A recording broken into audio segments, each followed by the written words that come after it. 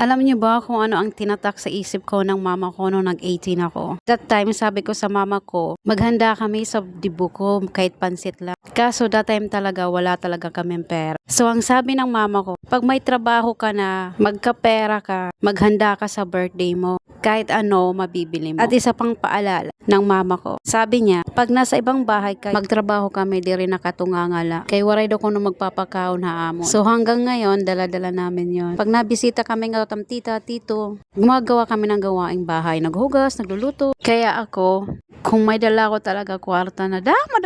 Kaso hindi naman kita pinagpala nga mag-rego. San ula daw. Ipagdasal natin yan. Plus, kung kayo rin ay nakaranas nung kabataan nyo na walang handa tuwing birthday niyo, huwag kayo mag-alala, naranasan din namin. Pagka-graduate ni Mano ng 4th year, lumakatiya tika to Manila nga nag-tricycle driver. Sunod naman, Mana Riche, nag-work kaya Hagaysano bilang isang sales lady. Ako, tambay lang ako sa bahay. And wala akong alam sa gawaing bahay. Gulat kayo, no? Tapos ito yung trabaho ko. Noong panahon na may mga trabaho na kami, may pera na, naalala ko nung panahon na yung cake namin ay yung palawan. Pero nung dumating yung birthday ng tatay namin, nakabili kami ng cake.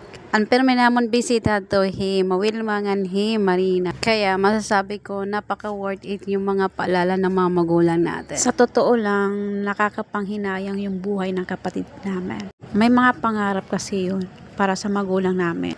Kaso hindi naman natin hawak yung buhay natin kung kailan tayo kukunin. Mahalin at pahalagahan natin yung mga tao sa paligid natin.